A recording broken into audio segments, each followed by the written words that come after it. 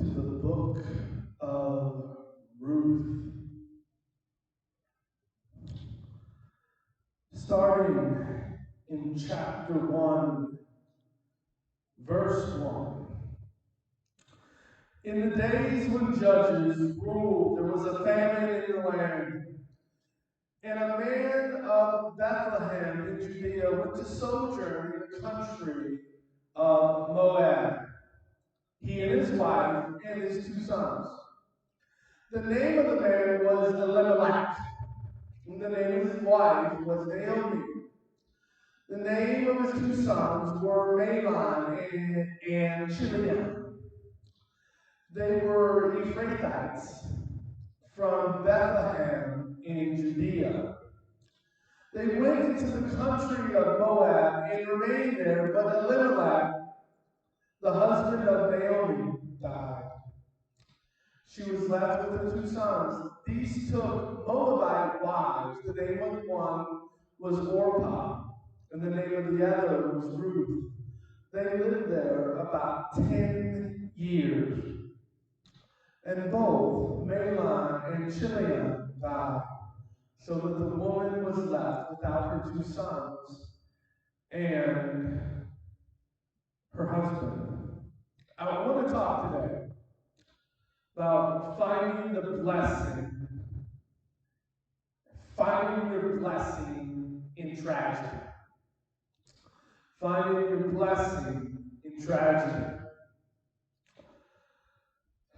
The book of Ruth, the context, the historical context of the book of Ruth, the book of Ruth occurs around the time of the Judges. Now, the Judges were probably the most chaotic time next to the rise to the exile to Babylon and Assyria. The time in Israel's history, the book of Judges, is a very decadent time. It's not a very good time for Israel. You have this pattern in the book of Judges of sin, repentance, and restoration. And that pattern is repeated over and over in the book of Judges until finally,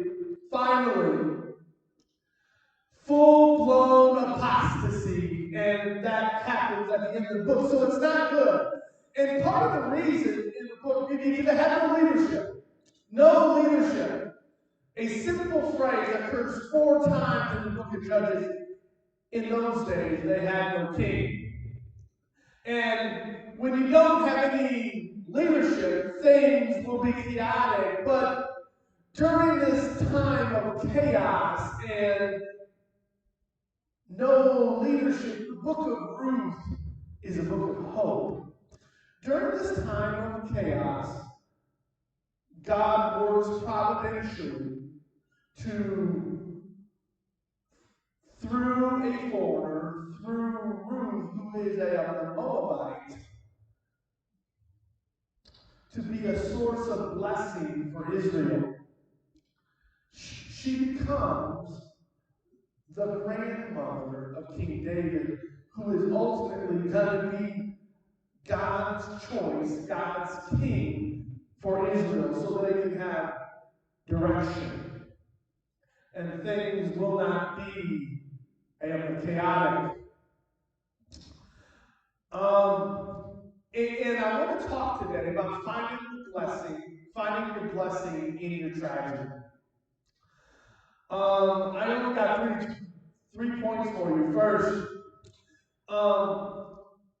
there's a blessing in tragedy because during tragic times, God is going to take you to unlikely places.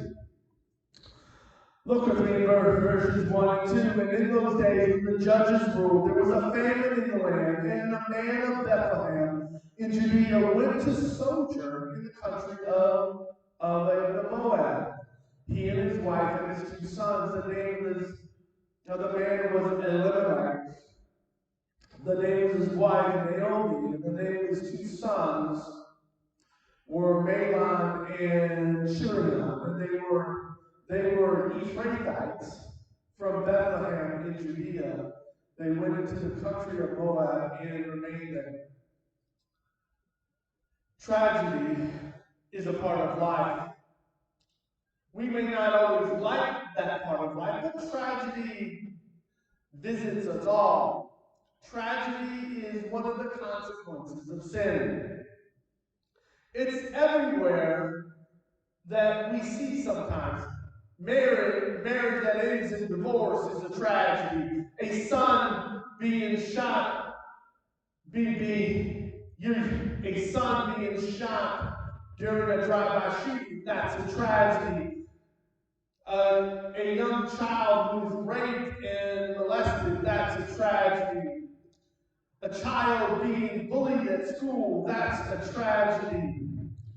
When my job calls me into the HR office and they tell me that I have to lay off because of downsizing, that's a tragedy.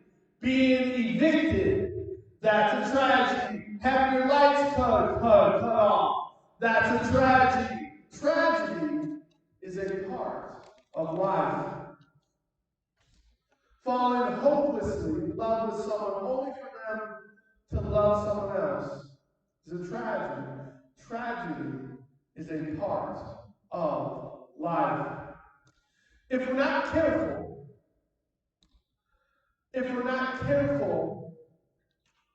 we can develop a view of God based solely on the tragedy in our experience. We can develop a view of God that is omnipotent and not omnipotent.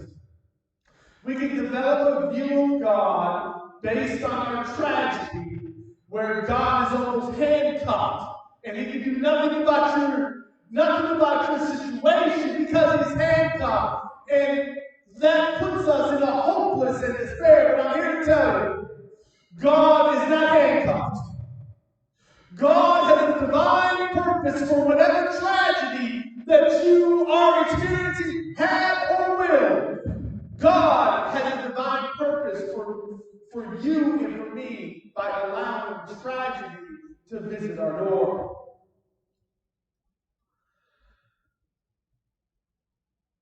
Tragedy will allow you to go into unlikely places. Israel has experienced a famine. There is a scarcity of food, and if I don't have food, I can't eat, and if I can't eat, I can't survive, and I'll end up dying. This time is during the time of Judges, as I mentioned. Some of Israel's most, say, of the disobedient times. Like I said, there's a cycle, sin, repentance, restoration. And that gets over and over. And Israel never quite learns her lesson. She just repeats these same things over and over. And sometimes the tragedy that we experience is not of anything that we've done, but because of others. And this is the case in the book of Judges. This famine was a time of Israel's disobedience. When you grow up in a chaotic household, that you didn't ask for this, but it's nothing that you did, but that you just live in it. When someone gets shot because of a drive-by shooting, they're merely in the wrong place at the wrong time. They didn't deserve. They have no beef with that gang or that gang. They did nothing to be in this tragic environment. When the love of your life, when someone you love and you are about to marry, but their family doesn't like you,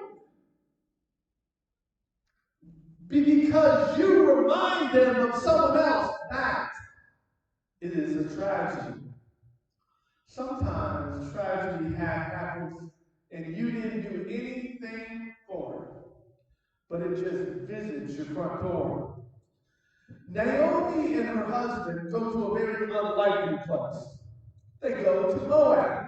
Moab is Israel's enemy. In fact, during this time, the king of Moab is oppressing Israel. This even makes going to Moab even more of an unlikely place. That's in Judges chapter 3. The king of Moab, who had conspired with other kings to oppress Israel. Moab is a very unlikely place, but we all know how this goes. When so many of us, and we all can relate to this, is that when there was a scarcity of where I was at, whether it's a job, food, or whatever, and we went to another place. And it just so happens that at this other place, there was something that we didn't know that we needed. And we all understand sometimes God, it's during the tragic moments of our life that God will take us to unlikely places. Places that we never would have gone if tragedy did not hit. There is a blessing in tragedy. If you allow yourself to be aware and be attentive to the blessing that God could be providing for Naomi, it was meeting Ruth. Although there's all kinds of tragedy, Ruth becomes a source of blessing for Naomi, a blessing and encouragement. My question to you is, who is your Ruth? Who is the person that is a source of blessing and encouragement to you? Tragedy will not only allow you to go to unlikely places, but you'll develop unlikely partnerships. You'll develop unlikely partnerships. Read with me in verses 3 and 4. But Elimelech, the husband of Naomi, died. She was left with her 2 sons. These took Moabite wives.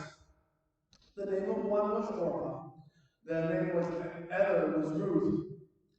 Tragedy has a way to bring people together. It allows for partnerships to develop that you could never thought. And that's what tragedy tends to do. It brings people, like people, even different people, together. There's a woman, we'll call her Jane.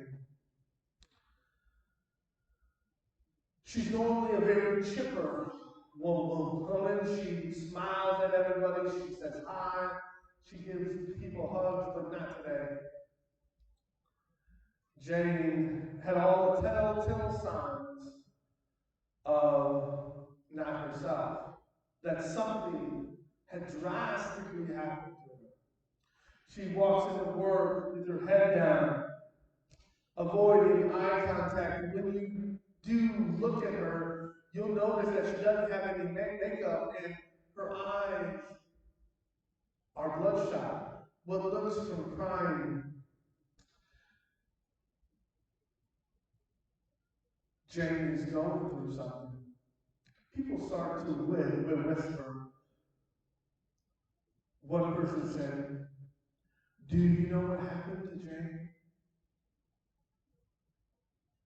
Another person says, I heard that her fiance cheated on her. Another person said, I heard she walked in on them.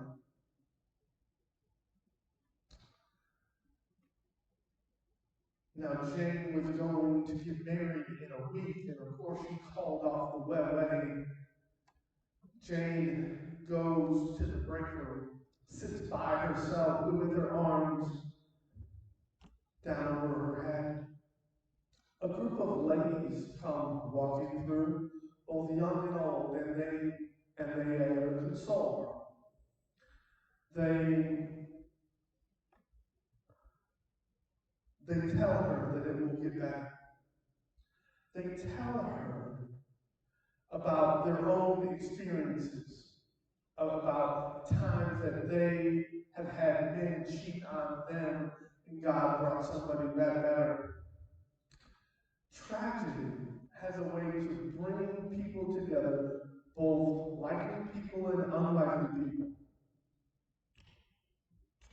Ruth would come to be a very special person for Naomi. Ruth would be a source of blessing for Naomi, primarily and ultimately for all of Israel. Naomi would be the person. Ruth would be the person that goes and works the field so both Naomi and Ruth can eat. Ruth would be the person that would ultimately give her another son by the name of Obed.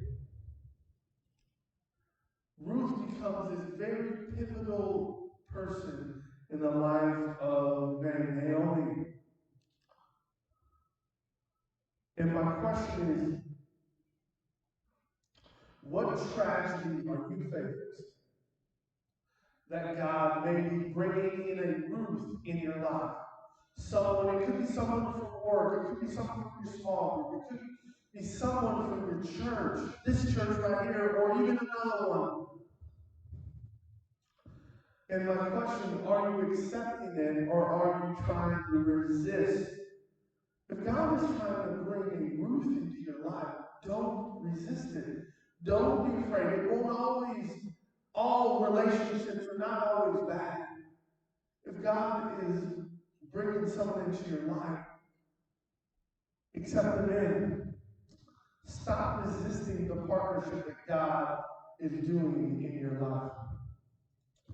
Tragedy will not only allow us to go to unlikely places and develop unlikely partnerships, but it can be a source of blessing from God that you would never imagine. Look with me. In verse 5, both Mahlon and Chilion died so that the woman was left without her 2 sons and her husband. You know, this might be some of the saddest, maybe the saddest verse. At least it's definitely one of the most saddest verses in the Bible. Everything. We all know what tragedy is like when it comes knocking on our door. When the cop knocks on your door at 2 a.m. and tells you that your son has been shot. That can be hard. When your daughter, who hasn't even completed high school, tells you, Mom and Dad, I'm pregnant, that can be hard. When HR calls you into the office and tells you that we have to let you go because we're downsized, that can be hard. How many of you know how hard tragedy can be when it comes knocking on your door? But for Naomi, tragedy just didn't knock on her door. It kicked her door down. Every form of stability is taken away. Relationships, her husband and her children, financial security, hope of any type of legacy, hope as a friend, that's all taken away. Tragedy has kicked down her door. I'm here to tell you, when tragedy kicks down your door, God will come in supernatural ways. God will come in ways that you have never imagined. And he'll come in, at least at the bare minimum, in 3 different ways. He'll come in 3 different ways. First, he'll come to comfort you. Psalm 18:18 says this, they confronted me in my day of calamity, but the Lord was my support. It's when your life is seemingly at its worst that God comes in and he wraps his arms around you. And he doesn't let you go. When the cop who comes in and knocks on your door at 2 a.m. to tell you that your son has been shot, your knees buckle, you feel like just crawling but something not of you, God just tells you, keep going when you feel like your life has been sunk. When your daughter tells you that she's pregnant, and God assures you everything's going to be all right. When HR calls you in and they tell you that we're going to let you go because we're downsizing, at that moment God tells you in your spirit, I will provide you. I will take care of you. Not only do we experience comfort, but we also experience God's protection. In Psalm 27:5, it says this, for he will hide me in his shelter in the day of trouble. He will conceal me under the cover of his tent. He will lift me high on a rock. Sometimes God will hide you, but sometimes God allows tragedy to be a form of his protection. When the cop comes at 2 a.m. and allows your son to be shot, that is God's protection for him to get things right. Don't hang around the wrong crowd or don't be in certain spaces. When your daughter gets pregnant, sometimes that can be God's protection for her to make wiser decisions, to have better boundaries. When they call you to the HR office and then they lay you off, that could be because God has something better for you. Sometimes God allows tragedy to knock on your door as a form of protection. Not only do we experience comfort and protection in fresh and new ways, but we also receive his provision in times of trouble. Psalm 37:19 says this, they are not put to shame in evil times, in the days of famine, they have abundance. Sometimes God has provided a way for you and me to provide for us in unique and unfathomable ways. My question to you, has God provided for you in times of tragedy? I'm saying when your money was scarce, did God provide for you? When you didn't know how you were going to pay the rent, God provided for you. When you didn't know how you were going to pay your light bill, but God provided for you. When you looked into your refrigerator and you didn't have anything in there, you looked at your cabinet and you didn't have anything in there either, but God provided for you. Can I get personal with you? In 2023, things were hard. I had some financial difficulty. I had an eviction notice. I didn't know if I would have a place to live in 2024. But God provided for me. There were times when I couldn't pay my bills. I got shut off notices. I didn't know what God provided for me. There were times when my refrigerator was bare. There weren't even anything in my cabinet. I didn't even have any type of ramen noodles. Nothing in there. But God provided for me. I was worried how I was going to feed my children. But God provided for me that food was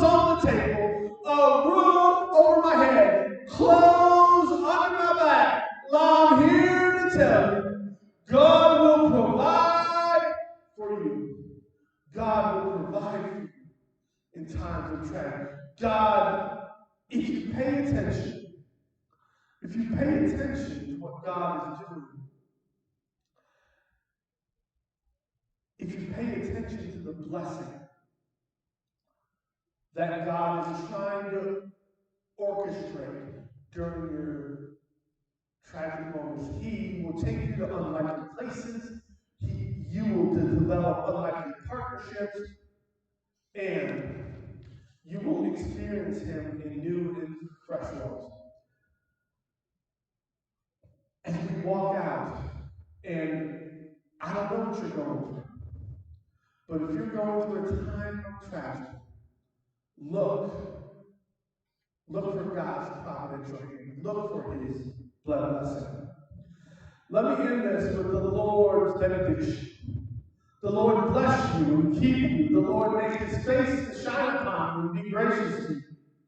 The Lord lift up His countenance upon you and give you peace. And en español, Jehová te bendiga y te guarde. Jehová haga resplandecer su rostro sobre ti y tenga de ti misericordia.